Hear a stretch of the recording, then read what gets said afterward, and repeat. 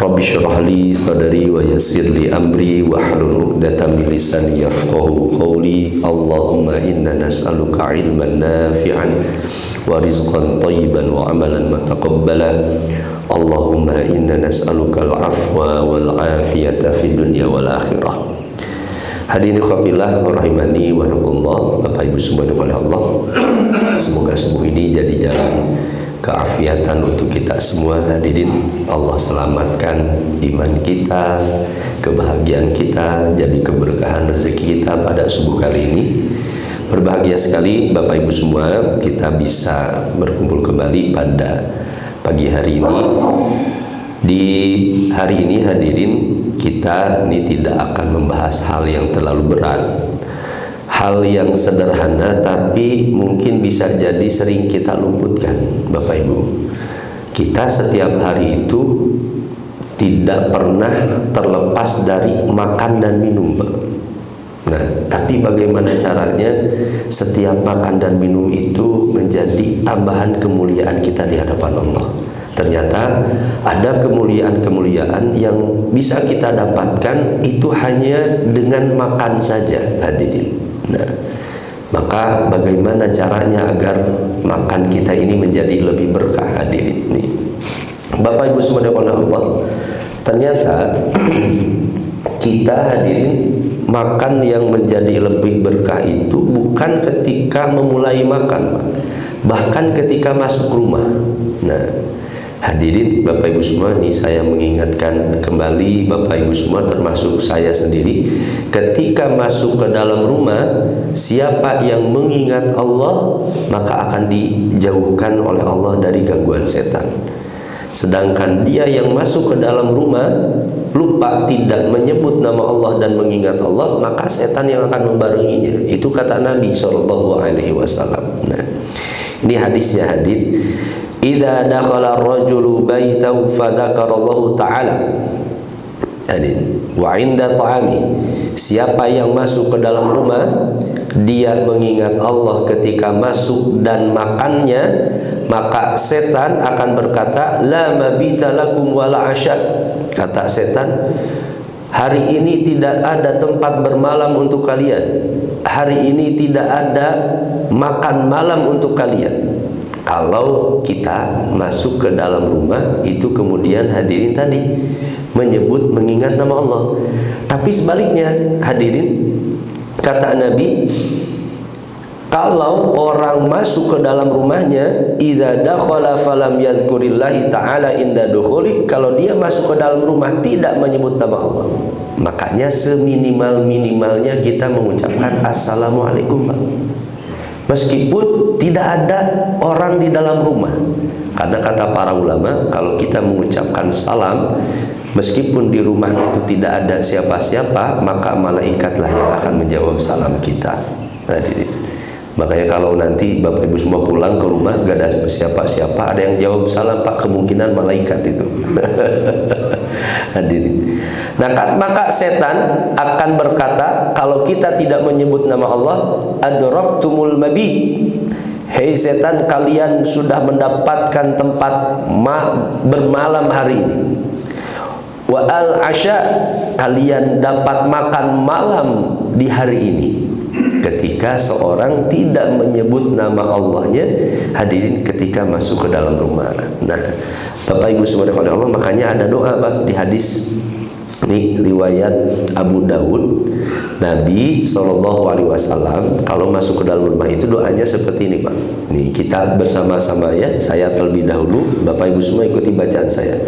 Bismillah, walajna, wa bismillah, kharajna, wa alallahi rabbana tawakkalna, Allahumma inni as'aluka khairal mauliji wa khairal makhraji. Nabi itu kalau masuk ke dalam rumah, Pak, terbiasa membaca doa itu. Dengan nama-Mu ya Allah kami masuk, dengan nama-Mu ya Allah kami keluar dari rumah ini, hanya kepada diri-Mu ya Allah kami menyerahkan segala urusan kami ya Allah. Allahumma inni as'aluka khairal mawriji wa khairal mahraji. Dan ya Allah aku meminta kepada diri-Mu sebaik-baiknya kami masuk ke dalam rumah. Hadirin, kita tidak tahu Pak, jangankan keluar rumah, masuk ke dalam rumah pun berapa orang justru dapat musibah, bencana ketika masuk ke dalam rumah Pak. Ada orang Pak justru dia masuk ke rumah sakit karena tergelincir di rumahnya, tertimpa sesuatu.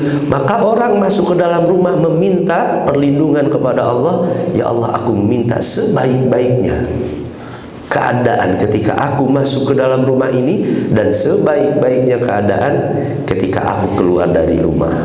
Nah hadirin Bapak Ibu semua, kata Nabi, siapa yang mengingat menyebut nama Allah ketika masuk ke dalam rumahnya, hadirin, maka setan akan dijauhkan.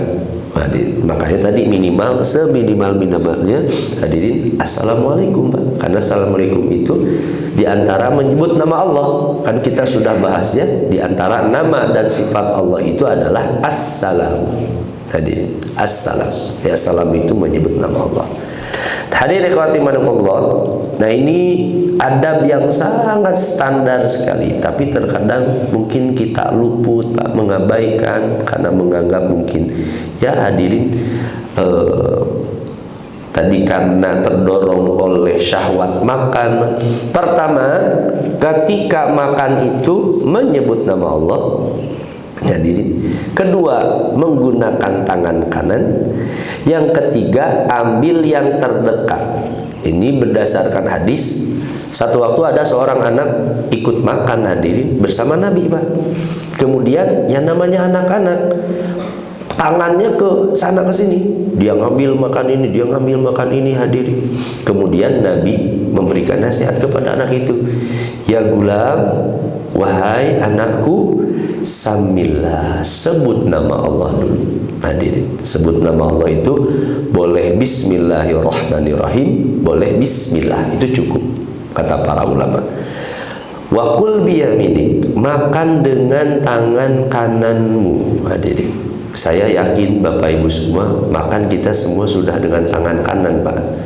Tapi saya khawatir Pak, kalau gorengan biasanya suka hadirin kanannya bala-bala, kiri cengek Pak. Nah ini. Makanya saya berpesan kepada Bapak Ibu semua, pakai strategi lelepkeun Pak cengeknya. Lelepkeun Kak bala-bala dan gehu. Nah, gunakan tangan kanan. Memang secara hukum sebagian ulama berbeda pendapat. Makan dengan tangan kanan ini masuknya wajib atau sunnah. Sebagian ulama memang sunnah muakkad. Sunnah muakkad itu sunnah yang sangat harus untuk dilakukan. Tapi sebagian ulama wajib, seperti Imam Ibnu Hazm dengan tangan kanan itu wajib. Kenapa? Karena ada hadis seorang sahabat yang menolak, tidak mau makan dengan tangan kanan, kemudian Allah turunkan siksa, dia tidak bisa mengangkat tangannya lagi ke mulutnya Pak. Ada hadis itu. Makanya Imam Ibnu Hazm berpendapat makan dengan tangan kanan itu wajib, kata beliau. Hadirin, kemudian ambil yang terdekat. Apa yang dimaksud dengan ambil yang terdekat itu? Kata para ulama, ini kata Syekh Utsaimin rahimahullah, kata beliau, kalau makanannya itu sejenis, sudah ditentukan setiap orang ketika makan bersama hadirin, maka ambil makanan yang ada di hadapan kita. Jangan mengambil makanan yang ada di hadirin yang bukan di hadapan kita. Mohon maaf Pak, kadang ada orang Pak lagi makan, sudah diberi misalnya porsinya masing-masing, dia lihat Pak bagian sebelah sana ayamnya lebih gede, rendangnya lebih gede gitu.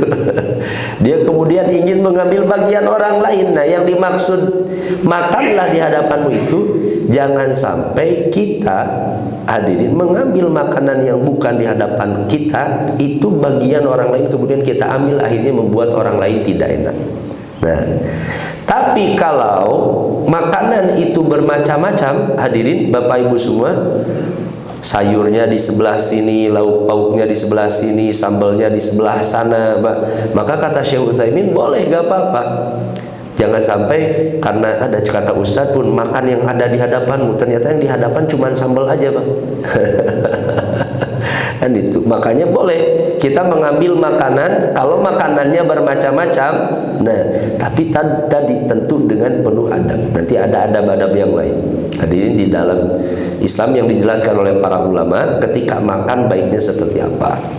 Nah, hadirin ikhwati manaqullah, kata Imam Ibnul Mufih, wa tasmiyatu barakatut ta'am, mengucapkan basmalah itu keberkahannya makanan. Hadirin, yakfil qalil biha, orang dengan mengucapkan basmalah makanan yang sedikit akan mencukupkan perutnya. Bisa jadi hadirin ada orang agak kenyang-kenyang makan itu karena lupa mengucapkan basmalah. Basmalah itu menjadikan keberkahan, kecukupan, jadi sehat. Kan biasanya hadirin yang menyebabkan penyakit itu makan yang sedikit atau makan yang banyak, Pak? Makan yang banyak, kebanyakan makan, akhirnya justru mengundang banyak penyakit. Hadirin, dengan mengucapkan basmalah itu yang sedikit itu akan mencukupkan perutnya. Hadirin, terbayang berapa kali sehari kita makan? Kalau setiap kita makan mengucapkan basmalah, berapa pahala yang akan kita dapatkan? Bapak Ibu semua, setiap hari berapa kali, Pak, makan hadirin? Sehari? 2, 3? Batagor, bakso tahu, kiripik udah dihitung? Kan kebayang, Pak, kiripik, Pak, hadirin, tadi batagor ya, mengucapkan basmalah di awal, berapa pahala yang setiap hari kita gak akan lepas dari makan, hadirin. Nah, ini ya diantara keutamaan basmalah. Makanya Nabi satu waktu hadirin ketika makan bersama para sahabat, kemudian Nabi mengatakan a'zama barakatan minhu awwala ma akalna. Keberkahan yang paling besar itu adalah ketika berada di awal makannya. Kata para sahabat, ya Rasulullah, apa maksudnya? Karena di awal makan kita menyebut nama Allah. Itu keberkahan yang paling agung ketika makan. Nah, hadirin Bapak Ibu semua oleh Allah, ini penjelasan beberapa pendapat tadi hadirin. Membaca basmalah memang tadi sebagian ulama gak sampai wajib, ada yang sampai sunnah. Jadi gak sampai berdosa memang. Tapi ketika seorang lupa tadi membaca basmalah, maka setan yang akan ikut makan dengan kita. Hadirin, ketika kita lupa mengucapkan basmalah. Menggunakan tangan kanan sunnah muakkad, mayoritas sunnah muakkad itu sunnah yang gak biasa-biasa, Pak. Itu sunnah muakkad. Ini sunnah yang sangat dianjurkan untuk dilakukan. Sebagian ulama yang lain makruh kalau orang menggunakan tangan kiri, hadirin, ketika makan. Kemudian makan yang terdekat sunnah, termasuk mengucapkan hamdalah di akhir, ini pun sunnah. Nanti ada doa khusus ketika mengakhiri makan, hadirin, dengan doa yang lebih panjang. Nah, Bapak Ibu semua oleh Allah, kalau kita lupa membaca basmalah, maka kita dianjurkan untuk membaca bismillahi awwalahu wa akhirahu. Hadirin, ingat-ingat ini, Pak. Coba bareng-bareng hadirin. Bismillah awwalahu wa akhirahu.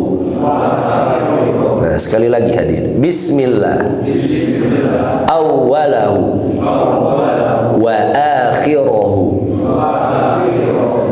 Kata Nabi, siapa yang lupa menyebut nama Allah di awal makan, kemudian dia mengucapkan bismillahi awwalahu wa akhirahu, maka setan akan memuntahkan makanannya lagi. Nabi satu waktu hadirin pernah lihat seorang sahabat, Pak, makan gak pakai bismillah. Ketika suapan terakhir, kemudian dia mengucapkan bismillahi awwalahu akhirah. Nabi kemudian tersenyum. Tanyalah sahabat, kenapa Nabi? Karena dia ketika awal makan gak mengucapkan basmalah, setan membarengi dia makan. Ketika di akhir suapan terakhir dia kemudian mengucapkan bismillahi awwalahu wa akhirah, kemudian setan memuntahkan lagi makanannya.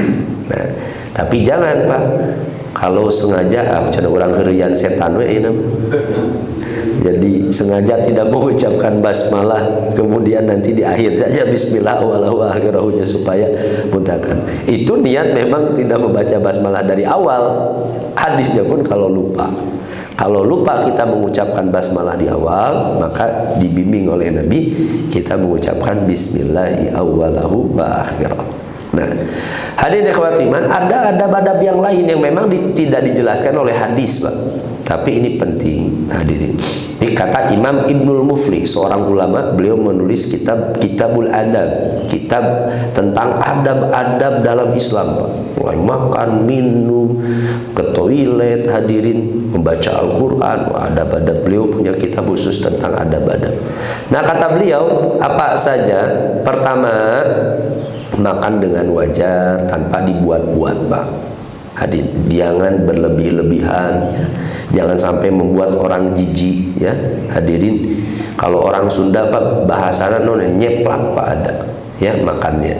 Kemudian menjaga kenyamanan pandangan teman makan. Orang memandang kita itu makan itu rapi, bersih, hadirin.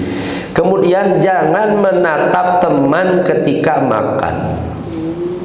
Ada orang Pak lagi makan kita liatin terus Pak, malu dia, kasihan nanti makannya tidak lahap karena diliatin terus, malu. Nah, jangan menatap orang yang sedang makan, biarkan saja jadi makan masing-masing. Kedua, mengibaskan tangan kotor, ya, atau tangan basah di dalam wadah makanan. Ketiga, berbicara saat mulut penuh makanan. Dan yang terakhir, bersendawa keras ketika bareng makan, itu, ya, kan kurang elok, hadirin. Nah, memang hal-hal ini tidak sampai terjatuh kepada dosa, tapi bagian dari etika-etika yang itu menghormati ketika makan. Karena seorang muslim itu jangankan ketika sholatnya, jangankan ketika membaca Al-Qur'annya, ketika makan saja diperhatikan segala adab-adabnya, hadirin, bagi seorang muslim. Bapak Ibu semuanya Allah.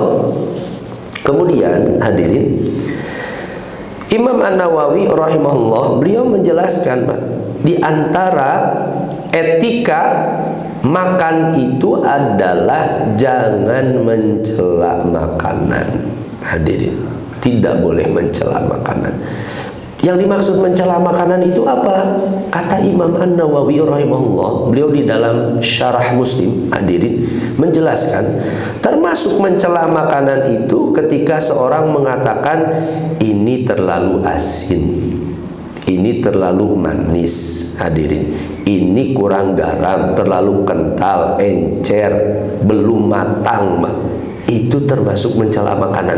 Karena Nabi SAW setiap kali makan gak pernah mengatakan itu, hadirin. Selama makan kita beberapa kali di asin gitu kan itu. Padahal kan hadirin, sebenarnya Bapak Ibu semua, rasa itu sebenarnya bukan karena makanan yang tidak enak, tapi lidahnya kita aja yang tidak cocok, sebenarnya. Karena lidah itu tergantung kebiasaan dan selera. Dulu saya masih ingat sekali tahun 2013 ketika kuliah di Mesir, diundanglah sama dosen saya. Dia makan dijamu di rumahnya, Pak. Ya kan lidah kita berbeda dengan lidah Mesir, Pak. Kita makan, saya dengan teman-teman saya yang orang Indonesia juga, hadirin, disuguhilah makanan, Pak. Ada makanan seperti yogurt, hadirin, putih, Pak, tapi ternyata itu campuran bawang dan campuran apa begitu. Kemudian ada makanan yang lain. Nah, saya cobai terlebih dahulu, Pak, dengan teman saya itu. Ketika mencoba, hadirin, saya dengan teman saya langsung saling lihat, Pak, karena rasanya gak cocok sekali dengan, karena kan di luar negeri seperti itu, tidak semua rasa cocok dengan lidah kita, hadirin. Nah, kemudian saya lihat, hadirin, dosen saya ya ikut makan juga. Dia makan begitu lahap sekali, hadirin. Ya enak. Saya dalam hati, Pak, bahasa Sundanya, uyuhan, dahar nuk itu, begitu, Pak. Saya dalam hati seperti itu. Bapak Ibu sebenarnya, bagi saya nggak enak, tapi bagi dia enak hadir. Meskipun rasanya tidak cocok hadir. Jadi yang salah itu bukan makanannya, tapi lidah. Hadirin, lidah yang tidak terbiasa. Makanya dulu saya dinasihati oleh guru saya, Usna, kalau kamu itu mendapatkan makanan yang tidak enak, jangan sebut makanan yang tidak enak, Pak. Ustaz Fadil dulu pengajar, beliau lulusan Mekah, bilang tapi lidah saya kurang cocok. Jadi kita tidak mencela makanannya, tapi kita mencela lidah kitanya yang memang gak cocok dengan itu. Nah, kecuali boleh mengatakan itu kalau dalam hal untuk mengoreksi makanan. Istri bertanya, Pak, yang kemarin sayur itu kira-kira terlalu asin atau enggak? Itu boleh, Pak. Kita mengoreksi makanan. Tapi kalau setiap kali makanan selalu dikomentari, Pak, ini yang nggak boleh. Hadirin, mohon maaf, Pak, kadang saya menemukan ibu-ibu tiap pulang kondangan, Pak, dikomentari aja makanannya. Pak, lihatnya, Pak, dagingnya, Pak, itu ini dekornya bagus tapi daging lihat majang nawana. Dikomentari aja makanannya, itu nggak baik, hadirin. Itu diantara mencela makanan. Kata Abu Hurairah, ma'aba Rasulullah sallallahu alaihi wasallam, Rasulullah sallallahu alaihi wasallam itu tidak pernah mencela makanan sama sekali. Inishtahahu akalah, kalau Nabi mau Nabi makan, wa in karihahu tarokahu, kalau Nabi tidak suka maka Nabi akan meninggalkannya. Maksudnya tidak makan, cukup sederhana sekali, Pak. Suka makan, tidak suka ya udah nggak makan, tanpa harus mencela makanannya. Hadir, tanpa harus mengatakan terlalu asin, terlalu lembek, tidak matang. Hadirin, nggak enak, nggak usah, udah. Hadirin, Bapak Ibu semua. Hadirin ikhwati Allah, dan luar biasanya Nabi SAW itu, hadirin, alih-alih mencela makanan, justru memuji makanan, Pak. Ini hadis yang pernah saya sampaikan ya dulu. Satu waktu Aisyah, hadirin, Nabi pulang dalam keadaan lapar, Pak. Nabi ingin makan, hadirin. Ketika Nabi pulang, kemudian Nabi bertanya kepada hadirin, kepada istrinya, ada makan apa di rumah? Kata istrinya, hadirin, kemungkinan Aisyah, Pak. Aisyah ketika itu menjawab, ma'indana illa akhal, ya Rasulullah, di rumah tidak apa-apa kecuali hanya cuka saja. Hadirin, cuka. Hadirin, kalau suami pulang, hadirin, kemudian dia mendengar jawaban istri hanya ada cuka di dalam rumah, Pak, dalam keadaan lapar, kira-kira komentarnya apa, Pak? Komentarnya, Pak, mungkin ada orang yang komentar, ay mama, bapak makan jeung cuka gitu maksudnya, itu. Atau ada orang yang mungkin, ay mama, nah itu masakan itu. Mungkin hadirin, mungkin menggerutu, mungkin marah, Pak, komentar. Tapi hebat akhlaknya Nabi SAW tadi, Nabi alih-alih mencela, justru Nabi mengatakan, nikmal udum al-khol, sebaik-baik makanan itu adalah cuka. Nabi justru mengatakan itu, Pak. Nabi tidak mencela, sebaik-baik makanan itu adalah cuka. Jadi yang pertama, kata para ulama, ini adab akhlaknya Nabi. Nabi gak pernah mencela dan marah masalah makanan, Pak. Berapa kali, Pak, karena kita masalah makanan marah luar biasa, padahal hal sederhana sekali. Hadir, Nabi gak pernah mencela. Yang kedua, kata para ulama, Nabi itu tidak berbohong ketika mengatakan sebaik-baik makanan adalah cuka. Dan memang terbukti, hadirin, di dalam cuka itu banyak, hadirin, unsur-unsur yang memang bermanfaat untuk tubuh kita. Dan itu sesuai. Para ulama menjelaskan, bahkan Dr. Zaglul An-Najjar, beliau menuliskan, hadirin, keterikatan hadis-hadis Nabi dengan riset-riset ilmiah, maka kesesuaiannya. Beliau sampaikan termasuk hadis ini.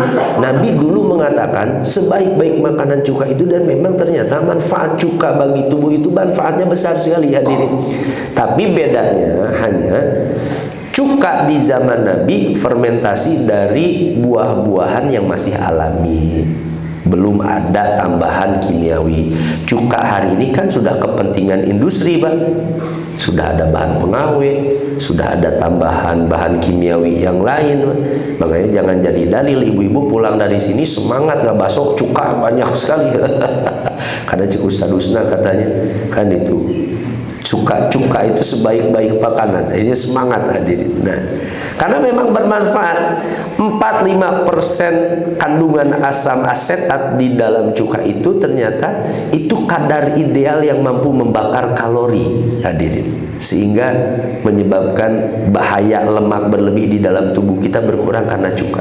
Saya baca bukunya Dr. Zaidul Akbar, Bapak Ibu semua ini terkenal ya. Di beliau seringkali hadir terkait dengan penjelasan pengobatan Nabi hadir. Nah, kata beliau di bukunya termasuk saya baca itu manfaatnya cuka apel. Cuka apel itu banyak manfaatnya, dan ini akhlaknya Nabi SAW. Bahkan Nabi itu seringkali makan berhari-hari berturut-turut dengan makanan yang sama, tidak pernah protes dan mencela. Kalau istri hadirin setiap hari makan itu saja menunya Pak, nggak berubah-ubah Pak hadirin, nggak berubah-ubah. Biasanya suami berkomentar apa Pak? Kan mungkin suami akan berkomentar begitu. Dan Nabi SAW itu tidak seperti itu. Kata Aisyah radhiyallahu an, lanamkuthu syahran ma tastauqidu binar, kami pernah selama 1 bulan gak masak. Kata istrinya 1 bulan gak masak. In huwa illa tamur wal ma, Nabi hanya makan 2 hal saja, makan dan air saja selama 1 bulan itu. Kurma air, kurma air, kurma air, kurma air. Dan Nabi tidak berkomentar apa-apa, mencela hadirin. Ini begitu sederhananya Nabi SAW. Lihat Pak, kesolehannya, akhlaknya luar biasa. Hadirin Bapak Ibu semuanya Allah, makanan yang kita makan Pak dengan penuh adab, mengucapkan basmalah hadirin, makan dengan penuh adab, tidak mencelanya hadirin ya, akan mengundang keberkahan-keberkahan pahala yang tidak terasa setiap hari hadirin. Nah, Bapak Ibu semuanya oleh Allah, kemudian ada doa. Nah ini ya, mungkin kita yang sering dan hadirin masyhur di kalangan masyarakat, doa setelah makan itu alhamdulillahilladzi at'amana wa saqana wa ja'alana minal muslimin. Atau boleh ada doa Nabi itu di hadis hadirin riwayat At-Tirmidzi, Nabi berdoa seperti ini Pak. Nabi kalau beres dari makanannya sudah diangkat dari hidangannya, Nabi berdoa seperti ini. Nah, kita bareng-bareng lagi Pak. Alhamdulillah katsiran thayyiban mubarakan fihi ghayra makfiyin wala muwadda'in wala mustaghnan anhu rabbuna. Nah, segala puji bagi Allah, alhamdulillah hadir katsiran thayyiban mubarakan fi, pujian yang banyak, pujian yang indah, pujian yang penuh berkah, ghairu makfiin wala muwadda'in, nikmat yang tidak pernah terbalas. Lihat Pak, Nabi mensyukuri makanan yang dimakan. Nabi sadar makanan saja yang kita makan, 1 piring di hadapan kita, itu nikmat yang tidak akan pernah terbalas oleh kita. Meskipun kita yang membeli makanan itu, tapi secara hakikat Allah yang memberi rezeki Pak. Siapa yang menumbuhkan tumbuhan-tumbuhan? Allah antarkan berasnya sampai kepada kita, garamnya hadirin ya, sayur mayurnya sampai kepada kita, lauk pauknya Allah atur sedemikian rupa bumi ini sehingga menghasilkan hasil bumi yang begitu nikmat kepada kita. Berapa orang yang andil dalam 1 piring nasi yang kita makan Pak? Kita makan 1 piring nasi, biasanya ada apanya saja Pak? Ada lauk pauk, mungkin ayam, mungkin ikan, mungkin daging. Ada sayur Pak, sayur asam aja berapa jenis makanannya Pak?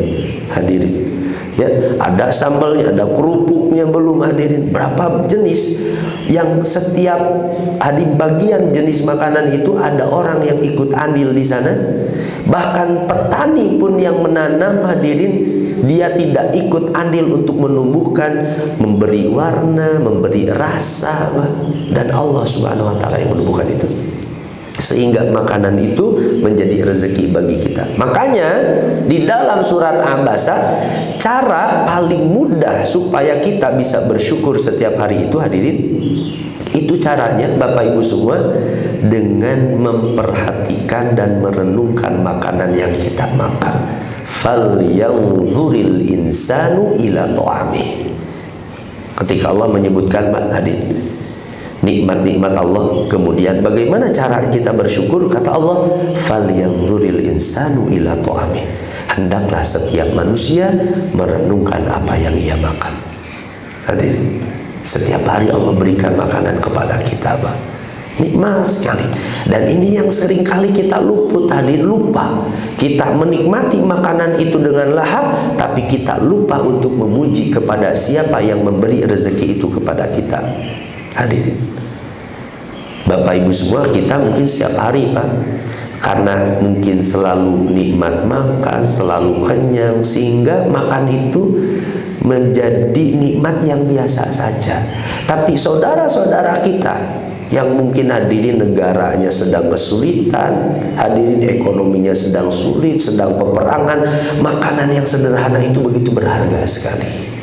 Hadirin, berharga sekali. Dulu saya pernah ceritakan, ya, saya pernah hadirin lihat postingan orang Palestina hadirin di Facebook. Dia hadirin men-share gambar satu piring beras, Pak, dengan potongan-potongan daging. Kemudian dia tulis, Pak, dia katakan, ini hadiah ulang tahunku untuk istriku, katanya. Hanya beras satu piring, kemudian potongan daging sapi, Pak. Dia mengatakan mungkin bagi orang lain ini biasa saja, tapi bagi kami di sini ini sangat berharga sekali. Dia kemudian tulis, Pak, berapa harga ketika itu sedang krisis dan memang sedang sulit sekali makanan, Pak. Hadirin, sedang setelah Oktober itu sedang krisis sekali. Dia tulis, Pak, saya mendapatkannya dengan harga, saya coba konversikan, Pak, hadirin, ke rupiah, itu hampir 1 juta rupiah, coba, Pak, untuk mendapatkan beras satu piring, kemudian beberapa potongan daging. Dia mengatakan karena makanan ini bagi kami berharga sekali. Dia mengatakan itu, Pak. Mereka yang dalam keadaan sulit itu bisa merasakan, hadirin, bisa menghargai makanan itu, bisa mensyukuri. Karena biasanya ini hadirin tabiat manusia. Manusia itu akan mensyukuri sesuatu itu bukan ketika merasakan nikmat, Pak, tapi justru ketika kehilangan nikmat. Saya ulangi lagi, ya. Seorang itu akan bisa mensyukuri sesuatu itu justru bukan ketika merasakan nikmatnya, tapi justru ketika kehilangan nikmat. Saya tanya contoh, hadirin. Orang itu bisa merasakan nikmatnya sehat ketika sehat atau ketika sakit, Pak? Ketika sakit, Pak. Saya hadirin merasakan nikmatnya berbicara, berceramah bukan ketika sehat, Pak. Ketika itu ternyata nikmat sekali, ya. Suara jelas. Kita satu waktu makan, sakit gigi kita akan merasakan, oh ternyata nikmat sekali, ya, kalau gigi kita itu gak ada yang sakit. Hadirin, orang biasanya bisa bersyukur kepada Allah itu justru bukan ketika merasakan nikmat, justru kata para ulama, justru ketika kehilangan nikmat. Satu waktu Allah cabut kenikmatnya, dia akan merasakan betapa berharganya nikmat yang Allah berikan itu. Hadirin, nah, Bapak Ibu subhanahu Allah, maka Nabi membimbing kita semua seberes makan berdoa kepada, memuji Allah. Alhamdulillah katsiran thayyiban mubarakan fi ghairu maghfiin wala muwaddain wala mustagdan anhu rabbuna. Segala puji bagi Allah, pujian yang banyak, pujian yang maha berkah, nikmat yang tidak pernah terbalas. Hadirin, dan kami sangat butuh sekali kepada dirimu, ya Allah. Ini doa yang luar biasa sekali, hadirin. Nah, Bapak Ibu semuanya oleh Allah, Nah, termasuk di antara adab, kalau makanan kita itu pemberian dari orang lain, Bapak Ibu semua hadir ke kondangan, Pak, ternyata ada doanya. Nabi itu kalau dijamu makanan oleh orang lain, Nabi berdoa seperti ini: Allahumma at'im man at'amani wa aski man asqani. Ya Allah, berikanlah makanan yang lebih baik kepada orang yang memberi makan kepada diriku, dan berilah minum yang lebih baik bagi orang yang telah memberi minum kepada diriku. Bahkan Nabi bukan hanya mendoakan bersyukur kepada Allah, tapi termasuk mendoakan orang yang memberi makan, siapa yang memberi makan kepada kita. Nah, hadirin ikhwati manamullah, di hadis yang lain, orang yang memuji Allah setelah makannya bukan hanya mendapatkan pahala, tapi dosanya diampuni oleh Allah. Hadirin, dosanya gugur, Pak. Kata Nabi, man akala ta'aman, siapa yang makan kemudian dia mengatakan alhamdulillah, segala puji bagi Allah, alladzi at'amani hadza wa razaqanihi min ghairi haulin minni wala quwwatin, segala puji bagi Allah yang telah memberi makan kepada diriku dan memberi rezeki kepada diriku. Maka kata Nabi, siapa yang memuji Allah Subhanahu wa taala setelah makannya, ghufira lahu ma taqaddama min dzanbi, Allah akan ampuni dosa-dosanya yang telah lalu. Hadirin, lihat Pak, kita setiap kali makan hadirin, kan makan itu sesuatu yang kita sukai ya. Makan hadirin, makan berkahnya di awal, makan membaca basmalah dengan penuh adab hadirin, diangkat derajatnya oleh Allah, mendapatkan kemuliaan dengan memuji Allah, menjadi hamba yang bersyukur karena makanan yang kita nikmati, kita sadar itu pemberian dari Allah. Kemudian bukan hanya itu, diampuni dosa-dosanya oleh Allah Subhanahu wa taala, bersih hanya makan. Hadirin, tadi Pak, berapa kali kita makan setiap hari dan berapa pahala yang Allah siapkan andaikan kita lakukan adab-adab ini, dan berapa dosa yang kita bersihkan karena makan dan minum yang kita lakukan karena memuji Allah Subhanahu wa taala. Baik hadirin, Bapak Ibu semua oleh Allah, ini diantara di siklus makanan yang diberkahi, diantara adab-adab hadirin, masuk ke dalam rumah dengan memulai zikir, mengingat nama Allah Subhanahu wa taala hadirin. Kemudian memulai makan dengan membaca basmalah, tangan yang kanan terdekat terlebih dahulu hadirin. Maka ini mengundang keberkahan dari Allah. Nah, kemudian cara menikmati makanan itu tanpa mencelanya, menjaga kenyamanannya, tidak berlebihannya, Pak, itu bagian dari adab-adab Islam hadirin. Ini holistiknya agama kita, ajaran kita bukan hanya mengurus masalah ritual semata, tapi bahkan masalah etika makan hadirin yang mungkin anggap orang sepele diatur oleh agama kita melalui uswah teladannya Nabi SAW.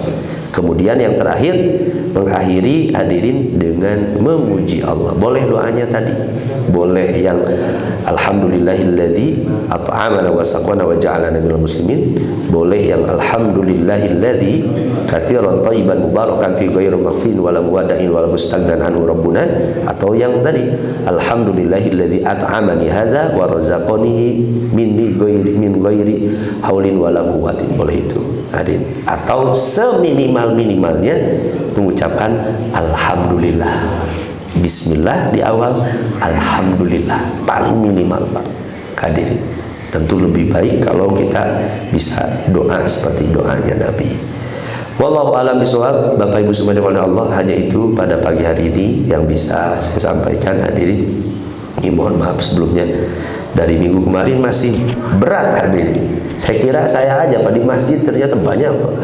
Kemarin saya ngisi di pengajian karyawan, karyawannya batuk-batuk semua. Kata saya, ada temennya juga saya. Ada banyak juga orang sana hadirin. Bapak Ibu semua, ini pentingnya semoga dari makanan yang kita makan, dari diawali dengan adab-adab yang baik hadirin, justru jadi kesehatan kepada kita semua, jadi keberkahan untuk kita semua. Hanya itu yang bisa saya sampaikan. Mohon maaf atas segala kekurangan. Sebelum ditutup mungkin ada yang ditanyakan, disampaikan terlebih dahulu. Silakan hadirin.